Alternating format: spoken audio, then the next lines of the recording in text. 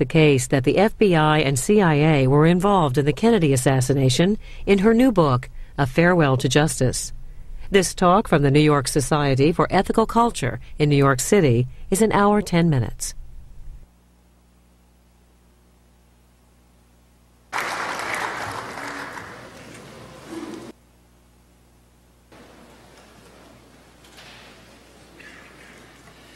Good evening. I'm Dr. Charles Dubrovner. I'm on the board of the New York Society for Ethical Culture, and on its behalf, I'd like to welcome you to tonight's presentation. For those of you who are here for the first time, I'd like to give you a few words about our society. Ethical Culture was founded over 125 years ago by Dr. Felix Adler on the premise that the great world religions and philosophies might differ in their creeds, but were in basic agreement as to the deed, the living of a moral life. Ethical culturists believe that a code of moral conduct can be derived by reason. It does not require supernatural commandment. We are humanists. We are humorists also, but tonight we are humanists. We place our faith in the demonstrated capacity of people to deal with their own problems. We believe in the worth and dignity of all the inhabitants of the world, and it's a world that we seek to protect. We try by our conduct to live our lives so as to bring out the best in others, and as a consequence in ourselves. The New York Society for Ethical Culture has put its ethics into action by being instrumental in the founding of the ACLU, the Legal Aid Society, the Visiting Nurse Service, the NAACP, and by founding the Ethical Culture Fieldston Schools, which include ethics education and community service projects as part of their curriculum at all levels. We stand for the separation of church and state and for a woman's right to choose. We oppose the death penalty. An ethical choice based on reason requires as much knowledge of the truth as possible. This knowledge is best gained using the principles of scientific inquiry. The New York Society applauds Ms. Joan Mellen for her search for the truth about the Kennedy assassination. While not necessarily endorsing all of her conclusions, we are happy to provide this forum for her to present her views to you. Joan Mellen is a professor of English and creative writing at Temple University. She's the author of 17 books on subjects ranging from film criticism, fiction, and Latin American studies to crime, sports, and biography. Her biographies, Kay Boyle, author of Herself, and Hellman and Hammett were the New York Times Notable Books of the Year. She's a frequent contributor to the Baltimore Sun and has written as well for the New York Times, the Philadelphia Inquirer, the Los Angeles Times, and other publications. Her most recent book, which will be available for purchase and signing later, A Farewell to Justice, Jim Garrison's Investigation, JFK's Assassination, and the Case That Should Have Changed History, is the subject of tonight's discussion. Her over 7 years of research into this subject will be obvious to you in just a few moments. She will be also happy, after the presentation has been made, to respond to your questions. Society members will be available to pick up cards that have been provided for that purpose. And now, Professor Mellen.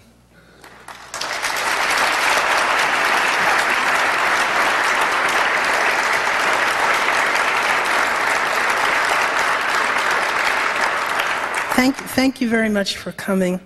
The last time I was in this room was for the memorial service for J. Anthony Lucas, who is one of our most distinguished writers, the author of Common Ground about race and class in Boston. And Tony, during the course of his distinguished career, had a considerable conflict with one of the institutions that I'll be talking about in a few moments, the New York Times. So when I think of this, when I come into this room, of course, I think of Tony. My book is about the Kennedy assassination. It began as a biography of Jim Garrison. For those who don't remember and who don't even remember Oliver Stone's movie, he was district attorney of Orleans Parish, place that no longer exists. And he remains the only public official ever to have brought anyone before the bar of justice for participation in the conspiracy to murder President Kennedy. Garrison assumed that role because he discovered that the person framed for the crime, a low-level intelligence agent named Lee Harvey Oswald, resided in his jurisdiction between April and September of 1963. The biblical metaphor is inevitable. That great harlot city, New Orleans, destroyed by flood, with among its many sins incubating the Kennedy assassination. After his suspect Clay Shaw was acquitted, and Clay Shaw was the man whom the new evidence reveals was a CIA operative guilty of participating in the implementation of the murder of President Kennedy, Garrison was asked how he imagined he could convict someone of conspiracy in the murder of President Kennedy in a Louisiana state court. Garrison said, "I guess I thought I was living in the country I was born in. He wasn't, and we aren't." I'd like to suggest that the truth about the Kennedy assassination, far from being a matter of interest only to historians, and not even to most of them, will help us understand how we arrived at a point where people as respectable as New York Attorney Martin Garbus are comparing the current U.S. government with the rise of fascism in the mid-20th century. It's my belief that the present state of our political culture is a direct result of the fact that those responsible for the murder of President Kennedy have never been brought to justice. To sum up, A Farewell to Justice suggests that the clandestine service of the CIA not only covered up the truth about the Kennedy assassination, that's easy to demonstrate from the 4 million documents now residing at the National Archives, but organized the event itself. That the CIA escaped without penalty, this extraordinary fact has been integrated over these 42 years into the body politic. It has produced a political culture where the unthinkable has become accepted practice. Meaningful freedom of the press has fallen into serious jeopardy. For a flagrant example of what we have come to, we might revisit the scantily reported exchange on December 1st between Notre Dame professor Doug Castle and John Yoo, a former Deputy Assistant to Attorney General John Ashcroft, a participant in the writing of the Patriot Act, and now a Berkeley law professor. The subject of the debate was the illegal expansion of presidential powers. Professor Castle asks, if the president deems that he's got to torture somebody, including by crushing the testicles of the person's child, there is no law that can stop him? And Yoo answers, no treaty. Castle follows up, also no law by Congress? That is what you wrote in the August 2002 memo. And Yoo replies, I think it depends on why the president thinks he needs to do that. If Professor Castle's hypothetical question seems melodramatic, we have Martin Garbus, alarmed by the twin expansion of presidential and police powers, writing in the New York Observer, quote, this country is approaching a dangerous turning point, and suggesting that the United States today bears some similarities to Weimar Germany, where liberal democracy was not able to contend with the fascist onslaught. In Miami a few weeks ago, I was struck by the omnipresence on the streets and restaurants of police officers from a variety of law enforcement agencies. Famously, Benjamin Franklin replied to a question of whether this new land should be a monarchy or a republic with the line, a republic if you can keep it. What begins as surveillance moves to wiretapping, then COINTELPRO tricks, and finally to murder. A diagram of what happened to Dr. Martin Luther King Jr. and why the illegal NSA surveillance is so alarming. We have not been aided in understanding the meaning of the Kennedy assassination by the continued public silence of those closest to President Kennedy. One day I requested of one of Jim Garrison's law school classmates, Tulane School of Law, class of 1949. Is Wilmer Thomas here tonight? He called me this morning and there he is. Wilmer, hi. I asked Wilmer to ask his acquaintance, Kennedy advisor Arthur Schlesinger Jr., whom he believed was behind the assassination of President Kennedy. Professor Schlesinger observed quietly, we were at war with the national security people. That the CIA at its highest levels exacted its revenge on President Kennedy has been an open secret since 1963. A Gallup poll on the 40th anniversary of the Kennedy assassination in 2003 found that twice as many people believed that the CIA was implicated in the assassination as there were who accepted the official fiction that Oswald had acted alone. In 1963, people were already worried about the CIA's extraordinary use of its powers. In the New York Times, Arthur Kroc wrote in October 1963 that if ever there would be a coup in the United States, it would, quote, come from the CIA and not the Pentagon. The CIA, Kroc wrote, was a malignancy on the body politic. It is difficult to imagine such words being printed in the Times today. So profoundly has our freedom of the press eroded since the time of the Kennedy assassination.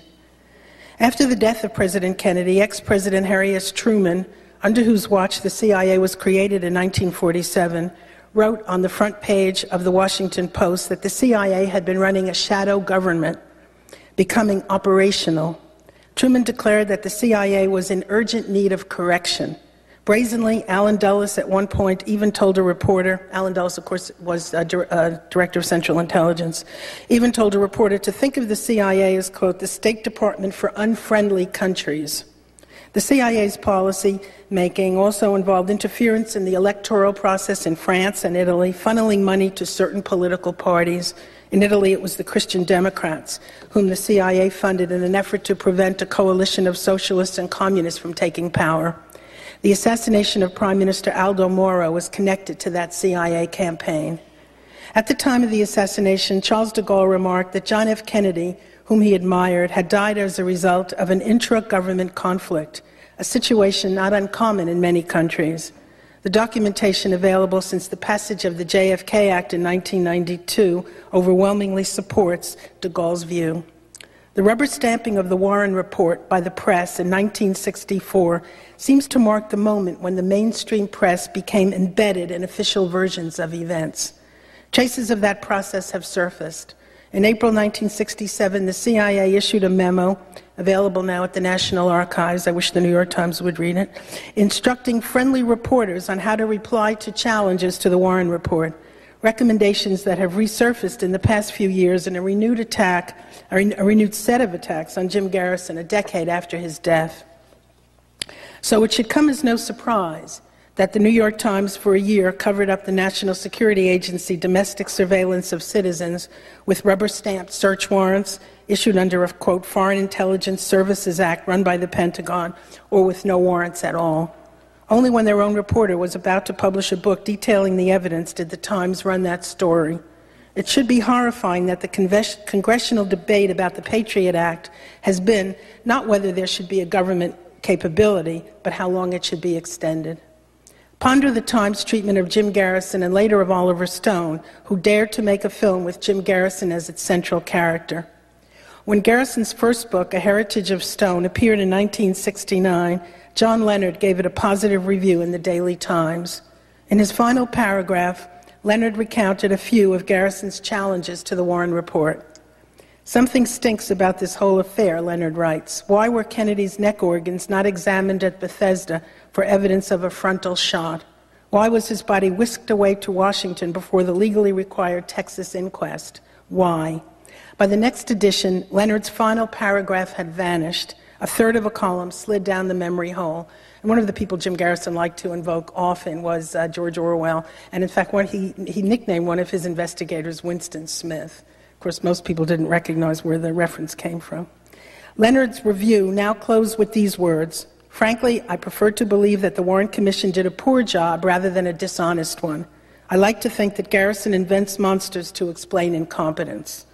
It was an extraordinary example of management censorship of a book review.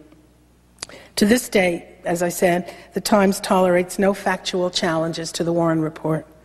They appear to be the only people who still believe that Lee Harvey Oswald was responsible for the death of President Kennedy. I spoke in Clinton, Louisiana last month at the oldest working courthouse in the United States. The judge who introduced me asked the audience how many people believe that Lee Harvey Oswald was guilty. Not a single hand went up.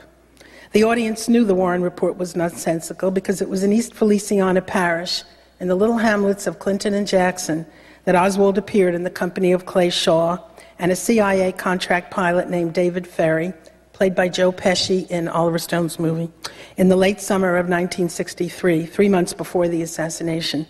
In the audience were actual witnesses, including the barber who cut Lee Harvey Oswald's hair. That the Warren report could so flagrantly lie and present itself as a homicide investigation, while doing virtually no investigation at all, neither Clay Shaw nor David Ferry were interviewed for the Warren Commission, inspiring Jim Garrison's quip, "They didn't call anyone who was involved," has resulted in other presidential commissions taking similar liberties with the truth. I wrote an op-ed piece comparing the deliberate ignoring of crucial information by the 9/11 Commission with a similar failure to investigate a key lead by the Warren Commission.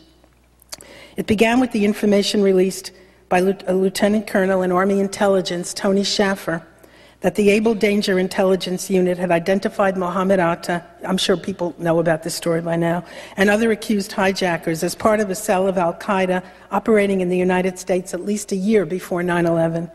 Colonel Schaffer had wanted this information to go immediately to the FBI, only for Defense Department lawyers to forbid Able Danger from contacting the Bureau. The New York Times buried this extraordinary information 2/3 of the way into the paper. The Washington Post ran a Pentagon denial, period. Information has to get out, and I think we have to account for why some of these things weren't looked at as part of the overall report, Colonel Schaffer said on NPR. Schaffer then revealed something else. He had presented the findings of the Able Danger team to Philip Zelikow, that same executive staff director of the 9/11 Commission, who has defended the recent attacks on Jim Garrison as a dupe of the KGB. Zelikow saw to it that the Able Danger information never appeared in the 9/11 Commission report and went on to deny that he was given the information. He now works on the staff of Condoleezza Rice. One might ask, could Zelikow and company have gotten away with denying the reality of a cover-up of vital information about 9/11 if we had demanded the truth from the Warren Commission? I sent my op-ed piece to 34 newspapers. Only one would print it, the Key West Citizen. What has all this to do with the Kennedy assassination per se? I'm suggesting that demanding the truth about the Kennedy assassination, even at this late date, is a step toward restoring our basic freedoms. The discourse needs to go even further than pointing to who planned and who implemented the crime. Was the CIA acting alone on its own behalf? Well, whose interests did the agency serve in 1963? Because the CIA, eviscerated by George W. Bush, was a very different institution from the agency that waged war against President Kennedy. The discussion of who rules America must begin with President Eisenhower's, and you'll forgive me for repeating this, warning against a military-industrial, and we need, of course, to add national security complex. We must never let the weight of this combination endanger our liberties or democratic processes, President Eisenhower said. Eisenhower cut the military budget as soon as he took office. The CIA, the research reveals, sabotaged President Kennedy's effort to achieve détente with the Soviets in the final year of his presidency through the downing of Francis Gary Powers' U-2 overflight into the Soviet Union. President Eisenhower had a good definition of national security. He said, national security meant that the country was proceeding in peace and without a deficit. Jim Garrison often asked during his investigation, cui bono, who benefits? A lawyer friend of mine living near Langley Forks in Virginia pointed out to me some interesting connections. The Texas School Book Depository, from which some, but not all of the shots were fired on November 22, 1963, was owned by one D.H. Byrd, B-Y-R-D. Byrd also founded and was the commander of the Southwest Post of the Civil Air Patrol, which included Louisiana and the troop led by David Ferry, among whose cadets was Lee Harvey Oswald. In November 1963, one of Byrd's companies, I think he had 50, LTV, a major defense contractor, was almost bankrupt. Defense contracts flowing from the Vietnam War changed that, and by 1968 the stock had increased geometrically in value. Meanwhile, we know that President Kennedy opposed vehemently a protracted ground war, and that as soon as he was dead, Lyndon Johnson dispatched thousands of troops to Vietnam. Among D.H. Byrd's associates was a man named Neil Mellen, the Skull and Bones classmate of Prescott Bush. Mellen headed a company called Dresser Industries, and it was Dresser which sent George H.W. Bush, his friend's son, west to Texas in 1949. It was from Mellen that the first President Bush named one of his sons. Mellen built Bird's barite plant in Mexico, barite, a product involved in oil drilling. By the way, I got an email today talking about the Mexico holdings of two companies, Halliburton and Schlumberger, both of which figure in this story. Dresser Industries was bought by Halliburton in 1998, and at that time the Kellogg subsidiary of Dresser became part of Brown & Root. Brown & Root itself had been bought by Halliburton in 1962, the year before President Kennedy's death. It is less well known that Brown & Root profited not only from the war in Iraq, but first from Vietnam.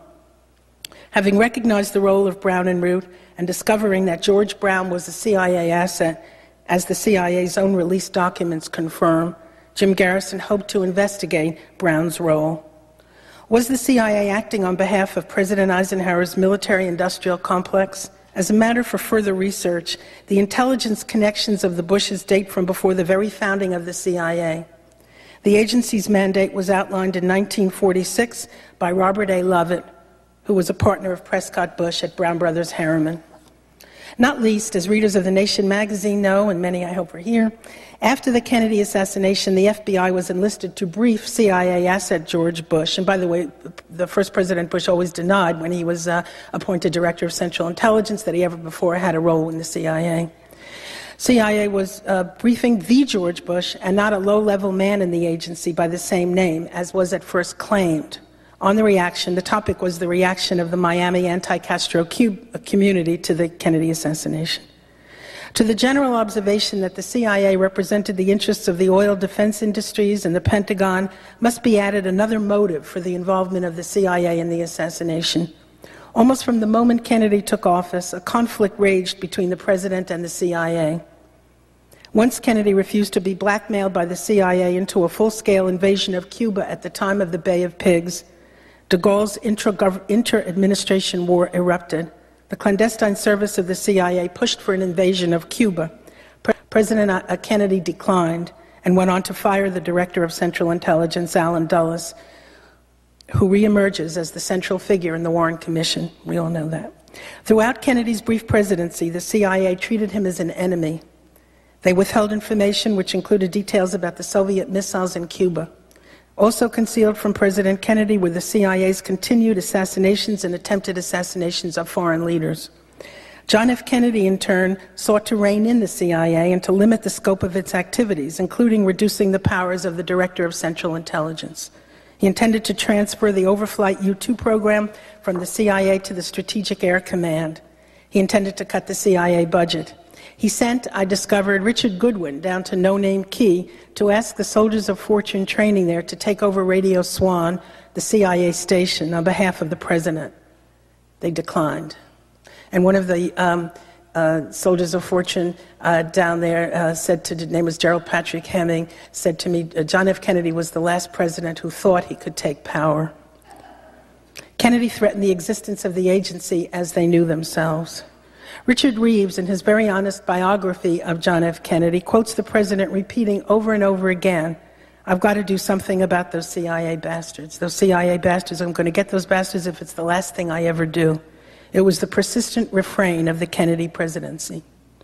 The current president has also had his conflicts with the CIA. He, however, has espoused the very policy favored by the CIA under Kennedy, the relentless pursuit of foreign wars. To achieve his end, that war in Iraq, no matter what lie he had to tell to implement it, George W. Bush had to do what Kennedy knew he had to do as well, eviscerate the CIA.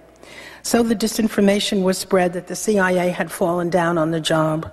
In fact, the CIA had reported accurately about the situation in Iraq, and this before the Iraq War. CIA noted that an invasion of Iraq was likely to lead to civil war. The CIA reported that there were no weapons of mass destruction in Iraq. Rather than give up his war, the president undercut the CIA. Then Bush attempted to subvert the CIA further by claiming that the CIA had endorsed what it had not, but which fit his projected policy. He claimed that the CIA had told him first that there were weapons of mass destruction in Iraq. Then he said CIA had been wrong. Neither claim was true. The outcome was the subordination of the clandestine services and of the agency itself, so that the CIA director no longer enjoys a daily briefing with the president and is subordinate to a new director of national intelligence whom the president can control. We should not be surprised that the National Security Agency, empowered only to spy on foreign agents abroad, is spying on us instead. Research into the Kennedy assassination reveals that although the CIA was supposedly created to deal with foreign threats, the CIA operated together with the FBI in the cover-up of the Kennedy assassination. Documents reveal that this mutual cooperation dates from the moment of the founding of the CIA. In Louisiana, the sabotage of Garrison's investigation was led by the CIA, operating beyond its mandate domestically. Let me return to some details of what Jim Garrison accomplished. As Garrison once quipped about the supposed lone assassin, Lee Harvey Oswald, in fact, Oswald was virtually never alone. Moreover, he was not involved with anyone who was not connected to the CIA. Oswald was an FBI informant, Garrison learned from Louisiana Representative Hale Boggs, a member of the Warren Commission. And Garrison always said that the person who turned him on to the investigation of President Kennedy's death was Senator Russell Long. And people often criticize Garrison of talking to the press too much. And in fact, Garrison kept his secret until the day of his death. The person who involved him in the Kennedy investigation was not Senator Russell Long. In fact, I talked to Senator Russell Long's family, and Garrison always talked about a plane ride that he took with Russell Long in which they discussed the Kennedy assassination, and Russell Long convinced him to investigate. Well, what Russell Long's family told me was that when Russell Long got off the airplane, he said Garrison chewed his ear off about the Kennedy assassination. So the truth was the reverse. And one of those soldiers of fortune whom I just mentioned told me in Miami, the one true thing you said was that nothing is as it seems. It was Hale Boggs, obviously. Hale Boggs, a member of the Warren Commission, who had been at secret meetings, closed sessions of the Warren Commission, which talked about Lee Harvey Oswald's status as an FBI informant. And Allen Dulles told him, don't tell anyone about this. And Hale Boggs, of course, told Jim Garrison, and that was what really persuaded him to begin. I discovered a conversation Garrison did not know about. At the 1st District Police Station, where Oswald was taken after he was arrested for a disturbance when he was handing out his pro-Castro leaflets. And by the way, the documents reveal that the Fair Play for Cuba, which Oswald supposedly represented, was heavily infiltrated by CIA. Those documents are all available at the archives.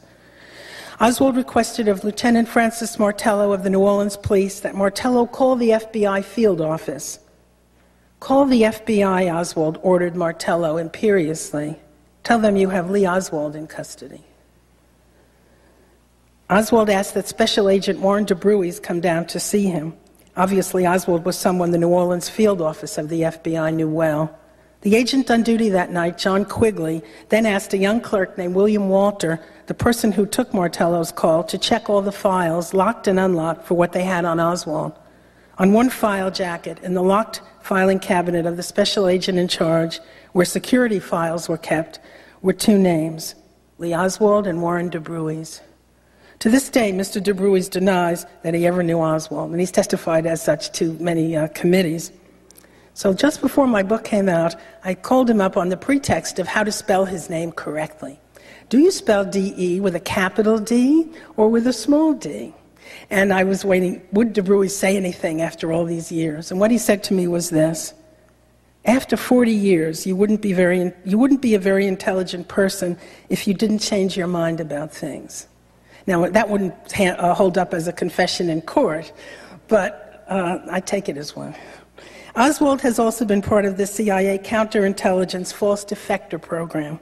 Oswald, I found new evidence to show, also worked for U.S. Customs in New Orleans, as many CIA people work for Customs. And some of those Customs officers, well, one of them told the church committee, I've been waiting 10 years for someone to ask me what happened. And then he told about Oswald's role with Customs. Now, those boxes, only 25% of the church committee records are open to the public so far. So I had the summary of that, but not the actual deposition. Garrison began by exploring Oswald's government connections. He indicted Clay Shaw for participating in the conspiracy without having our government records released under the JFK Act.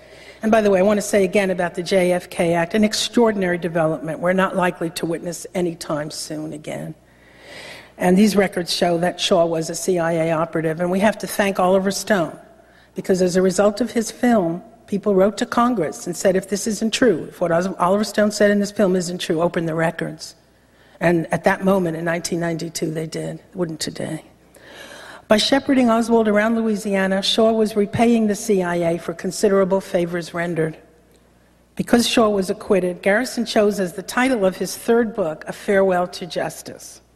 He never used that title, and so I appropriated it. And I think I had a right to do so. I did a book about Lillian Hellman once, and Lillian Hellman gave a course at Harvard to creative writing students, which she titled Stealing. And she said, never imitate. It's not okay to imitate other writers, but stealing is perfectly okay. You steal and you make it your own. And so I took Garrison's title. You can see that Garrison was a literary man. He liked Graham Greene in particular. He loved Shakespeare and obviously Hemingway. Part of my book includes how federal agencies worked actively to thwart Garrison's investigation.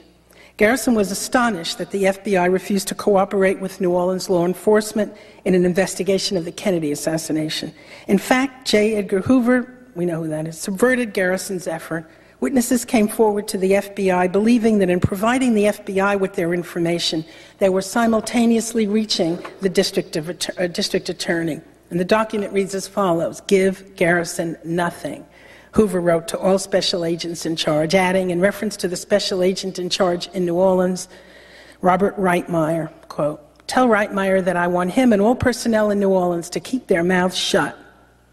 This was February 1967, a week after Jim Garrison's investigation became public. Bobby Kennedy's right-hand man, Walter Sheridan, had spearheaded the blackmail, bribery, and wiretapping that accomplished the conviction of Jimmy Hoffa. The evidence of Walter Sheridan's illegalities in the railroading of Jimmy Hoffa is chronicled in Fred Cook's brilliant three-part series in The Nation magazine.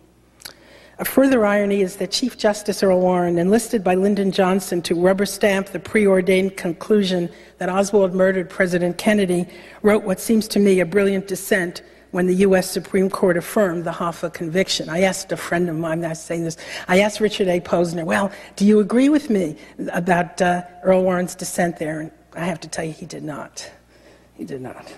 Bobby Kennedy then sent Sheridan to New Orleans, as Sheridan freely admitted, to destroy Jim Garrison. That same national security agency spying on American citizens today spawned Walter Sheridan, who was also cleared for service with FBI and CIA. Sheridan personally telephoned the governors of several states to ensure that Garrison's subpoenaed witnesses not be extradited back to the state of Louisiana. Not a single witness was returned to New Orleans. In the recent attacks on Jim Garrison may be found the preposterous notion that the only reason Garrison focused on the CIA was that he was the victim of KGB propaganda flowing from an Italian newspaper, Paese Sera. This total falsehood, and I mentioned this earlier, has been defended by Philip Zelikow, the executive director of the 9/11 Commission. One of the half-dozen anti-Garrison articles appeared, not surprisingly, on the CIA's own website, Studies in Intelligence. As a biographer, among the questions I asked was, did Jim Garrison take bribes from executives profiting from pinball machine gambling, then illegal in Orleans Parish? You could play pinball, but you couldn't gamble with a pinball machine, for which he was charged by the federal government. Was Jim Garrison dishonest?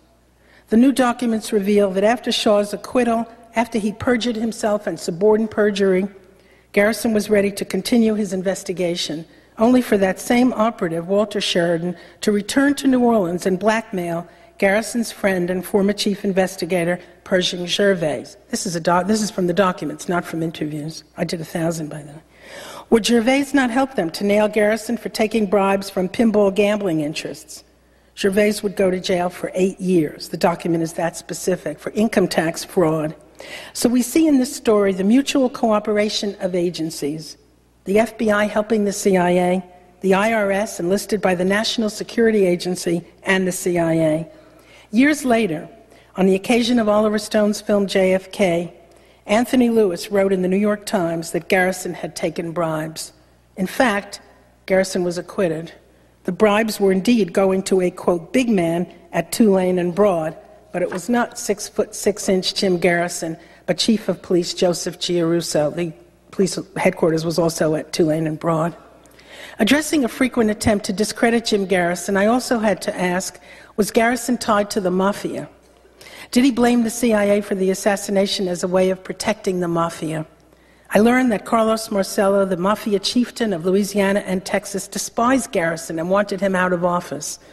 Garrison was, quote, unreliable. Marcello complained to Governor John J. McKiffin, whose assistant John Tarver relayed this to me. McKiffin himself did take bribes, and a person who ran against him in 1968, named John Rarick, told me the story where John Rarick's campaign manager was visited by Carlos Marcello's person and offered $50,000. And John Rarick's man refused, and Carlos Marcello's representative said, well, a Big John took his. So in other words, Marcello was giving $50,000 to each side. The final chapter of my book, entitled Rabbi, reflects my interviews with a person who was involved in setting up the assassination, a man named Thomas Edward Beckham. It describes his CIA training at a facility in Virginia. Beckham presented me with a government document which describes him as a man who would feel no guilt about killing. This phrase matches in language documents released by the Church Committee describing the assassins hired by the CIA in their assassination attempts against foreign leaders, Lumumba, Trujillo, Diem, and of course Fidel Castro. Beckham had been subjected to a polygraph by the New Orleans police in the late 1970s. When Robert Blakey and Gary Cornwell, who headed the House Select Committee on Assassinations, discovered this, the Louisiana investigators were suspended for conducting a polygraph without authorization. The CIA controlled that investigation, as it did the Warren Commission. My favorite anecdote concerns the moment when former Justice Arthur Goldberg was asked to head the committee after Philadelphia prosecutor Richard A. Sprague was fired. Knowing that the CIA held the truth about the assassination, Goldberg telephoned the Director of Central Intelligence, Stansfield Turner, and asked whether, should he take the job, he would be given full CIA cooperation. He asked his question again. There was silence. He asked his question again. Only then did Turner reply, I thought my silence was my answer. Goldberg did not take the job. My final question came at my last interview in Miami in June of 2005. It was one that also perplexed Jim Garrison. Why did Bobby Kennedy try to sabotage his investigation through Walter Sheridan? I interviewed a Cuban close to Robert Kennedy who revealed that Robert Kennedy had Oswald under surveillance in New Orleans during the summer of 1963. Like Professor Schlesinger, Robert Kennedy looked first to the CIA for responsibility in the murder of his brother. On the day of the assassination, Bobby confronted John McCone, the Director of Central Intelligence, with this question, did the CIA kill my brother? He told Harry Ruiz Williams, one of the Cubans working for him, confirming his prior awareness of Oswald, one of your guys did it. And it was not a question, but a statement. Wanting to be certain, Bobby sent that same Walter Sheridan to Dallas to find out if the Mafia had planned the crime. They had not. Bobby also asked a Mafia-connected Chicago lawyer, Julius Drasnin, who worked for the NLRB, the same question. The answer, as Drasnin reported to Walter Sheridan, was that the assassination was not a Mafia hit. Years later, Sheridan would testify under oath that the Mafia was behind the assassination. He knew better. It was in the circles of the anti-Castro movement that Bobby Kennedy moved, his aim to protect the life of his brother from some Cubans still furious about the Bay of Pigs. His other aim was to, quote, neutralize Fidel Castro. Since the Church Committee hearings, newspapers have reported on Operation Mongoose, the CIA Mafia plots to assassinate Fidel Castro. Bobby Kennedy's separate efforts have been less widely publicized, but I have it confirmed from many people, including Ramsey Clark. It was in this Miami research that I discovered my parallel between the cover-up by the 9/11 Commission of the Able Danger information and a similar set of facts that faced the Warren Commission in its closing days. It reveals information that bears upon why Robert F. Kennedy was so nervous about Jim Garrison's investigation and about any investigation of his brother's death. This began at the Bethesda autopsy, nothing to do with Jim Garrison. One of the doctors, Pierre Fink, testified for the defense in New Orleans at State of Louisiana versus Clay Shaw that the Kennedy family had asked that the trajectory of the president's wounds not be examined. If my brother were killed, Garrison said, I would be interested in getting the individuals involved, no matter who they were. Garrison made this statement on national television, exasperated by the persistent question by news people, if you're on the right track, why isn't Bobby Kennedy helping you? Late in its deliberations, the Warren Commission discovered that Lee Harvey Oswald had visited a Cuban exile and former law student named Sylvia Odillo in Dallas in late September 1963. During the weekend of the assassination, Mrs. Odeo and her sister Annie both at once identified Oswald as the man who had visited them in the presence of two Cubans, whom Sylvia Odeo would never identify. Mrs. Odeo testified before the Warren Commission. She said that the day after that visit, one of the Cubans had telephoned her, and in the course of the conversation remarked that Leon Oswald had said President Kennedy should have been assassinated after the Bay of Pigs, and some Cubans should have done that. It's so easy to do it, indicating both foreknowledge of the assassination and that Oswald was being set up. The Warren Commission never adequately investigated this information. They certainly didn't call Leopoldo, the man who phoned Sylvia Odeo, just as the 9/11 Commission didn't feel obliged to investigate the Able Danger documents. The Warren Commission's chief counsel, J. Lee Rankin, expressed irritation at the very suggestion that Sylvia Odeo's story should be fully investigated, murmuring, "We were supposed to be closing doors, not opening them." Years later, Rankin was bitter that the FBI and CIA had concealed vital information from the Warren Commission. Deposed in the late 1970s by the House Select Committee on Assassinations, Rankin admitted that he regretted that he had taken the CIA's word that Oswald was never a CIA agent. Invited to ask if he had anything further to say, this was after the questioning, Rankin had a question for the lawyers and committee members in the room. Was the HSCA investigating whether the people involved in the CIA cover-up were involved in the assassination as well? He received the same response Arthur Goldberg had: silence. The Warren Commission lacked a context in which to evaluate the incident of Oswald visiting Sylvia Odeo because the FBI and CIA both, on the instruction of Chief of Counterintelligence James Angleton, concealed the CIA's history of attempts to assassinate Fidel Castro, now a matter of public record. In my pursuit of the question of why Bobby Kennedy tried to sabotage Jim Garrison's investigation, Garrison used the word torpedo. I studied the minutes of the President's Foreign Intelligence Advisory Board, I recommend that to all researchers, and the Church Committee papers. I tried to interview Cubans who worked closely with the Attorney General, and this is some of what I discovered, and then I'll close. Bobby Kennedy had assembled a team of anti-Castro Cubans. One, Manolo Rebozo, is now living in Nicaragua, having married into the wealthy Somoza family. Another, Manuel Artime, is dead. But I did find a man named Angelo Morgado, a man so devoted to the Kennedys that at his citizenship hearing, he changed his name from Morgado to Kennedy in homage to a person whom he admired, that is Bobby. If you look you won't find him in the Miami telephone book. Angelo told me that Bobby's instructions to his special team were twofold. One aim was to find a means of getting rid of Fidel Castro. Bobby's other aim was to protect his brother. He sent these Cubans to New Orleans, moving among, as Angelo puts it, Castro's agents, double agents, and Cubans working for the CIA. They hoped to, quote, neutralize a future assassin. In New Orleans, Angelo Morgado ran into Lee Harvey Oswald, who was moving among the anti-Castro community. He put Oswald under surveillance. When I mentioned that I had discovered Oswald's acquaintance with an anti-Castro Cuban named Juan Valdez, and of course he laughed, that couldn't possibly be anybody's real name, who worked at Clay Shaw's International Trade Mart, Angelo was dubious. How could that be? He knew everyone Oswald was acquainted with, and he didn't know of this man. That's how close to Oswald they drew. Scrutinizing Oswald and reporting back to Bobby, his team discovered that Oswald was an informant for the FBI. Learning this, Bobby reasoned, if the FBI is controlling him, he's no problem. Bobby underestimated the role Oswald had been induced to play in the murder of his brother and ceased to make him a major target of his concern. Bobby knew, quote, something was cooking in New Orleans, Angelo Morgado told me, but Bobby urged caution. He was out of his depth. In September, it was Angelo and a fellow veteran of the Bay of Pigs who traveled from New Orleans to Dallas to visit Sylvia Odeo. Angelo believed they were there to marshal help for the anti-Castro efforts and talked about buying arms to support anti-Castro efforts within Cuba. Mrs. Odeo's father, in jail in Cuba, headed a liberal organization called JURE, J-U-R-E, its position Fidelismo sin Fidel. Angelo believed that he could trust his companion, referred to in the Warren Report as Leopoldo, because not only was he a fellow veteran of the Bay of Pigs, but his brother was running for mayor of Miami. He was respectable.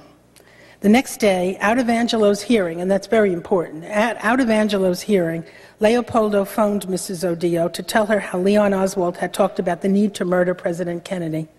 Leon is kind of nuts, Leopoldo stated, setting up Oswald as the patsy. Oswald's mental imbalance forms the conclusion of the Warren Report. Oswald was called Leon a number of times, not least at a gathering at David Ferry's apartment where Clayshaw and Ferry, Garrison's chief suspects, discussed what their alibis would be for November 22nd. At Sylvia Odillo's, Angelo used his true given name, Angelo Morgado. Leopoldo was an alias. Placing Oswald in the company of so close an associate of Bobby Kennedy in an incident that points to foreknowledge of the assassination, as well as the framing of Oswald, created the trap that would silence Bobby forever. Bobby asked his aide, Frank Mankiewicz, whether, quote, any of our people were involved, and Mankiewicz told me he had asked himself, did you think there might be? Angelo, meanwhile, had been betrayed by a companion he believed he could trust, a man not so much assigned to the overthrow of Fidel Castro, as Angelo believed, as he was to arrange for Oswald to be blamed for the murder of the president. Leopoldo was a Cuban named Bernardo de Torres. A virtual flood of documents reveals that he was an asset of both the CIA and military intelligence.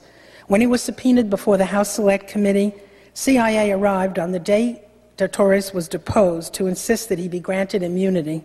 The CIA so totally controlled that committee that they agreed to the CIA demand that de Torres would not be questioned about the period of time leading up to the Kennedy assassination. Both the Warren Commission and the HSCA buried what they knew about Oswald's participation in anti-Castro activities, information that would have led directly to the role of the CIA in the assassination.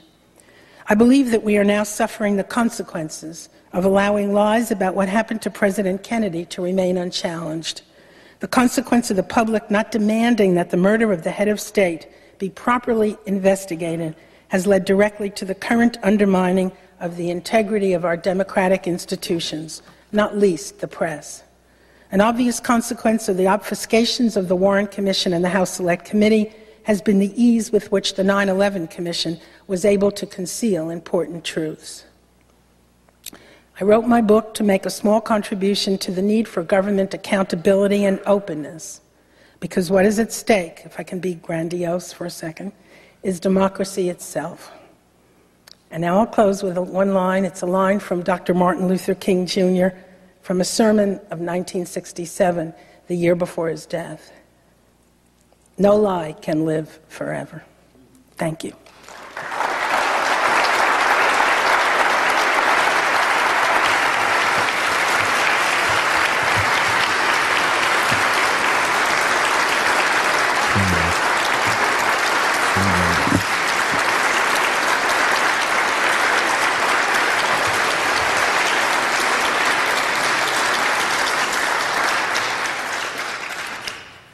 Thank you very much, Joan. This is the time for you to ask questions by means of the white cards that you received, and our society members will pick them up and bring them to me. While we're waiting, obviously this assassination occurred 40-plus years ago, and during this time we have been subjected to books, papers by historians, perhaps certainly ballistics experts, forensic experts, acoustics experts, lawyers, people who claim to have been mistresses of various protagonists in this situation. How are we able at this particular point, so far from the fact, to establish truth from fiction? That's a very good question, Chuck. And I think there is no answer to it, except that when you find a piece of evidence, it should connect with other evidence that you have. If it doesn't connect with what you already know, you throw it out. The hard work still has to be done, and I think there's no easy road. There's no way to wade through all the disinformation with which we've been hammered for 42 years. And I think that disinformation, I have to say, is still going on. At the time that my book was published, a book came out reviving J. Edgar Hoover's approach that the mafia killed President Kennedy. 2 days after my book is published, after all these years, suddenly that appears. Well, It turns out that the sources are denying that they said what this book says they said. Meanwhile, a German documentary comes out maybe a week ago saying really it was Fidel Castro, which was the original CIA view before they decided, no, they'll blame Oswald acting alone. The reason that Oswald was handing out pro-Castro leaflets on the streets of New Orleans was preparation for the CIA ultimately blaming Fidel Castro for the assassination. So I don't know what to say to that except go to the National Archives, look at the documents, don't trust me or anyone else. My book has all the notes citing every document that I used. Roll up your sleeves and look, because I think it's worth it. I see. Do we have any questions yet for me to ask? If not, let me ask you another question about Lee Harvey Oswald himself and his being a patsy, so to speak. There was a time that he was asked to establish his credentials as a pro-Cuban sympathizer, and this was to perhaps allow him, one of several different explanations, to either infiltrate Cuba or perhaps establish motivation for an assassination. Did he know that he was being put into this role at this particular point? Was he just a dupe at that particular point? Or at what point did he think that he was perhaps not doing the work of the CIA in perhaps bringing down the president? I think that Oswald didn't know what was happening until he was arrested in Dallas. And then I think he wanted to show his CIA handlers that he was still with the program, that they really ought to rescue him. Because what Oswald did when he was arrested in Dallas was to ask for John Abt to represent him. And John Abt, as we know, was a lawyer who represented the Communist Party. So here's Oswald signaling to his CIA handlers, something has gone terribly wrong. I didn't do this, and get me out of it. Look, I'm still with the program. I'm still maintaining my disguise, my cover, which was that I was pro-Castro. And David Atlee Phillips, a name familiar to researchers of the Kennedy assassination, was the CIA propaganda specialist who managed the CIA infiltration of Fair Play for Cuba. Thank you. This question relates to, can you explain further why JFK stymied the investigation? You've addressed it to a great extent. Bobby Kennedy, yes, RFK.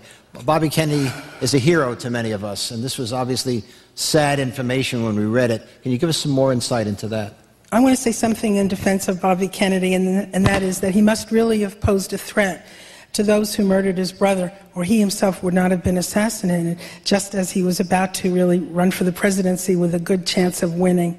There's no question that Bobby Kennedy tried to stop not only, as I said, Jim Garrison, but any investigation. When Jim Garrison went into federal court to ask for the records of the autopsy, the x-rays and photographs, the Kennedy family said fought very hard and defeated the Orleans jurisdiction, and they didn't get those materials. I think that Bobby Kennedy didn't want it to come out that he was running his own team that was attempting to, quote, neutralize Fidel Castro. I think it was part of the times. I think that the Kennedys had contradictory policies. John McCone said it. Many Kennedy family friends said it. They were pursuing contradictory policies, which I suppose many political leaders do, and it's kind of difficult for us to accept. John F. Kennedy was attempting rapprochement with Fidel Castro. He sent an emissary, William Atwood, to Cuba, and Arthur Schlesinger told me, go read Carlos Lechuga's memoirs, because Carlos Lechuga was the Cuban ambassador to the UN, and they were making advances on normalizing relations between the United States and Cuba. And yet, at the same time, the Kennedys were involved in sabotaging Fidel Castro. I forgot now, the person is incredulous that this could be. But I think that the situation isn't so easy to understand. John F. Kennedy is the person, after all, who sent the Green Berets, Phoenix Program, and Special Forces into Vietnam. These were death squads, and tens of thousands of Vietnamese died in the early 1960s under these programs. And it's true, John F. Kennedy did not want to send ground troops into Vietnam, but he was not the Prince of Peace either. as some people have said. And I think we shouldn't be afraid of the truth wherever it leads. Okay. I'll read this question. When Garrison told the truth, he was attacked in the press. When the movie JFK came out, Oliver Stone was attacked in the press. Can you describe the mechanism that makes these attacks possible? And has your book been attacked in a similar fashion? What can we do about the corruption of the media by the CIA and more recently by Bush? Can we hope that the CIA will now try to bring down Bush? It's too late. I think Bush feared it because that's why he eviscerated the CIA, and that's why we have a director of national intelligence now, and the CIA, the people in the clandestine service resign right and left. The CIA is no longer the power that it was, so the current administration has accomplished that end. The CIA was someone to be feared, not to be trusted, and the Bush administration took no chances. What can we do about it? Standing here today, I hope I'm doing something about it. Writing the book, I hope I'm doing something. It seems such a small thing. It seems it's a pity. If I really were doing something that was a threat, I would be shot. And then I must not be doing something right. People who write books must not be doing enough. Jim Garrison himself survived because they had other ways of discrediting him. We have, I think that the New York Times Book Review has lost the influence that it once had. I think we have the internet. However, I have to say that if you look on Amazon.com and you read the reviews by citizens, you don't know what to make of it. I'm only thankful to Amazon.com for continuing to publish, under my book, the first review, which is by Eddie Kasica, and I don't know if he's here tonight, but he promised me he would be. And he wrote this review called St. Joan. And all the reviews, and all the negative reviews keep coming, but somehow somebody at Amazon.com is keeping that St. Joan review right on the top. So we do what we can. How could a conspiracy that had to involve so many people be kept so secret for over 40 years? It has not been secret. I think people know. Richard Goodwin certainly knew that the soldiers of fortune down there who were training to invade Cuba were refusing the order of the executive, of the President of the United States. We would only hope that the people who were responsible for this crime did not come forward. Even, I think it was the New York Times or the Washington Post titled the obituary of Richard Helms, "He died with his secrets." I don't think that we're going to bring the people to justice. I think what's important for history is to understand what has happened in our country in an effort to try to stop what's happening now, which is shocking, just shocking. The CIA agent in charge of the Bay of Pigs, fired by Kennedy, and the mayor of Dallas were brothers. Was that connection used to facilitate the assassination? If so, does that bolster the case for CIA involvement? Well, that was Jim Garrison's contention. Whoever wrote that knows Jim Garrison well. Jim Garrison was preoccupied all his life by the fact, well, let me just go back a little bit. Remember, John F. Kennedy fired Allen Dulles, who was the director of national intelligence, the CIA, director of intelligence. And his second in command, Dulles' second in command was General Charles Cabell. And when Dulles was fired, General Charles Cabell had to resign. Who should be mayor of Dallas at the time of the Kennedy assassination but Earl Cabell, brother of General Charles Cabell? So Garrison was really struck by this, and of course the parade route was changed, and for students of the Kennedy assassination who know better than I do the details of this, it appears that the mayor had something to do with the changing of the parade route. Certainly that parade route was outrageous, taking that slow ride, passing the Texas School Book Depository. And so Garrison was persuaded that there was definitely a connection, and that connection linked Dallas to the CIA. Okay. What percentage of Warren Commission archival records are still sealed by the federal government, and is there any mechanism for speeding their unsealing? That's interesting. I don't know the exact figure there. I do know about the Church Committee records, where 75% is sealed, as I said. I don't know what to say about that. People have constantly begged Steve Tilley at the National Archives to go forth and fight for this, and so far I don't think anything is being done on this, that I know of anyway. Meanwhile, however, the CIA is continuing to dump documents at the National Archives. And I have a friend who goes 3-4 times a year. Nothing is cataloged, nothing is filed, you don't know what it is, but you wade through the boxes and you can find some very interesting materials. And I think that much is not there. I have one story, and that is that Hunter Leak was the second-in-command at the CIA field office in New Orleans, and he confided to a reporter in Louisiana that right after the Kennedy assassination, he destroyed many Oswald records that the CIA field office in New Orleans had, and other records he loaded into a U-Haul truck and really drove to Langley. Now, we haven't seen those records. I have another anecdote that I'll tell you, and that is at the Tulane Library, the special collections of the Tulane Library held the papers of Hale Boggs.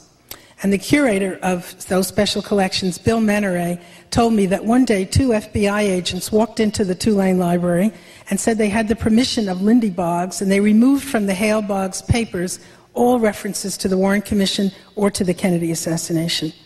When I heard about this, I filed a Freedom of Information suit to try, asking the FBI for the records, and we never got anything from it. Gone. Mm-hmm.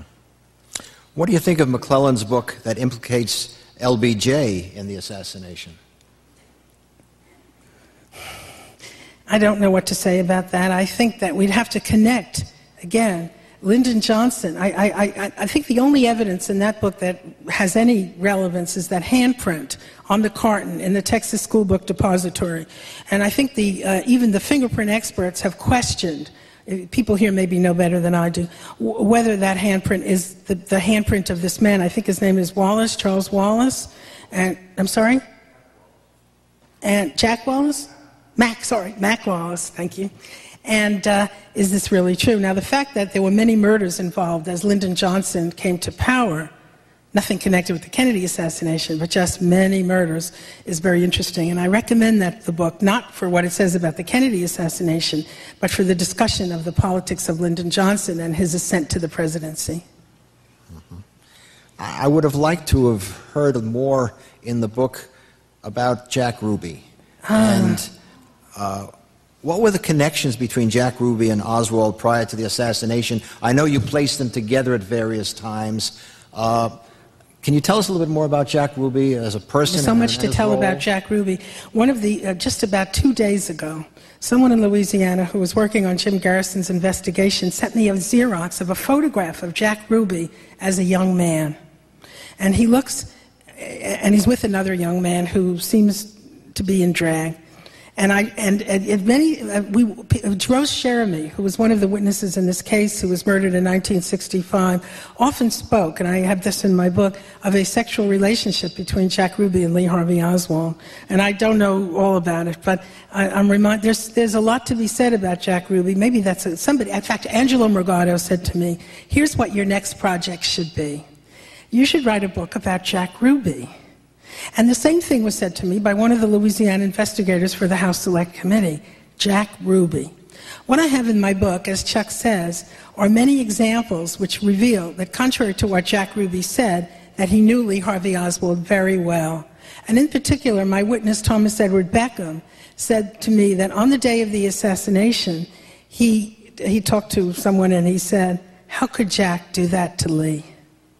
So the fact that these people were very well acquainted certainly is important and needs to be in the mainstream press just to get the discussion going. There's a lot to be said. Jim Garrison said that Jack Ruby, and I hope I get it right this time, Jack Ruby was a member of the mafia branch of the CIA. Garrison, by the way, never denied that the mafia was involved in the assassination. The issue was who planned the crime and whose idea was it and who was in control of it. Changing the subject a little bit, who do you think might have planned the attempted murder of General Walker, and who attempted to carry it out? It's dubious whether it was Oswald. I don't know the answer to that. Okay. This is a somewhat esoteric but rather learned question, perhaps beyond me, written by a professor of history at John Jay. Let's see if I can find it. In your research, did the name William Harvey come up in any significant way? Also, how did it go with Doug Brinkley? And can you talk about C.V. Jackson? How did it go with Doug Brinkley? You must have found that on my website, right? Well, Doug Brinkley, the presidential historian, asked me to address his class, which is a class in the history of the Cold War at Tulane. Now, of course, you know that there was no class at Tulane, and it was quite shocking, of course, to see what was left of New Orleans, but Tulane was not what was left. William Harvey was the CIA executioner. He was the person who created executive action programs for the CIA, which meant their murder capability. And the irony of that is that at one point John F. Kennedy asked the CIA to create an executive action capability, and of course they had already done so. William Harvey is a very interesting figure. I had a lot of trouble finding a publisher. And finally, I found Potomac Books, Inc., this little publisher in Dulles, Virginia. Well, when I first heard that it was Dulles, Virginia, I thought, oh, these people they're under the hand of the CIA. This is impossible. They're going to, and a friend of mine, that same lawyer who lives near Langley Fork, said to me, listen, they'll buy your book, then they'll bury it, and you'll never get published. And this publisher, I think, was very courageous in publishing a book which said that the CIA killed President Kennedy, involved in it, especially since they mostly published memoirs of CIA officers. And at the moment, they have under contract, what? A biography of William Harvey. So that's what makes me think of William Harvey. William Harvey is a figure in Robert Littell's wonderful novel. Help me, there's this gentleman over here that knows everything. What is the title of Robert Littell's novel about the CIA? The Company. Excellent. Thank you. In November 2004... I thought the picture of William Harvey in there was quite exact, though.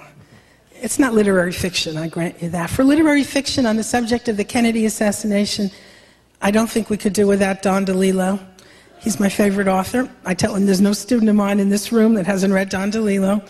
And I urge you to read Libra, which is his fictional version of Lee Harvey Oswald in New Orleans, written before the release of any of the documents. And also Underworld, which describes the conspiracies in government, including the Kennedy assassination. In November 2004, the New York Times printed a significant article about the modern acoustical analysis of the police belt to determine whether 3 or 4 shots were fired. Do you know any outcome of this acoustical analysis? Well, I'll tell you one thing about the acoustic analysis. The House Select Committee on Assassinations, to which I referred in my talk, Robert Blakey, the professor at Notre Dame, who's been the proponent of the Mafia did it, you've seen him on the History Channel often, he was wanting really, according to Richard Billings, who was the co-author of his book, he wanted really to rubber stamp the Warren Report and to blame Lee Harvey Oswald. At the last minute, what comes but that dictabelt? And the dictabelt shows that at least 4 shots were fired at Dealey Plaza, making it impossible for Oswald to have been the lone assassin.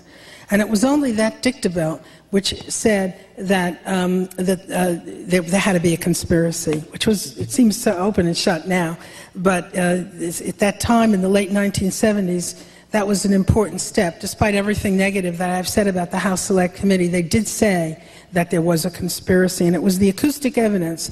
And I believe that acoustic evidence, and I've talked to Don Thomas, and I've heard him speak on a number of occasions, and I urge you to go on the internet and find Don Thomas's articles, because they're very persuasive about the acoustic evidence. Naturally, there's been disinformation attempting to discredit the acoustic evidence. What else? But I would really urge you, read Don Thomas, because he's a scientist, he lives in Texas, and he's done very good work on the subject. The writer states, the fact that sinister elements in the CIA assassinated JFK is incontrovertible. There is evidence that the Mossad collaborated. Would you please comment on this? I have no direct knowledge of that. Okay. One last question. Have you received threats against your life for your work on this book? I have not. I have not been reviewed. I didn't get reviewed in the New York Times. The Washington Post dismissed those people who say there's a conspiracy. The Baltimore Sun, for which I write, gave me the worst review I've ever gotten in my life. The New Orleans Times-Picayune headed their review, "Try and Try Again." And so I'm not expecting the free press to revive itself anytime soon. Before we close, a few things that I found interesting as an ethical culturist in your book. You write about an organization called the Centro Mondiale Commerciale, an Italian organization that was a front for the CIA. And it turns out that the money used to finance this organization was supplied to a great extent by the Seligman banking family in Basel. It then says that, it quotes, my parents were very interested in Permindex, which is one of their organizations. Peter Seligman Search wrote to Clay Shaw. Now, for those of us in ethical culture, I'd like to quote a paragraph written by Howard Radist, one of our former leaders, who says, during the winter of 1877, Joseph Seligman announced that the Society for Ethical Culture was to be organized. Seligman, a founder of the banking house of Seligman and Brothers, was president of Temple Emmanuel. He was also the first chairman of the group that organized the Ethical Culture Society.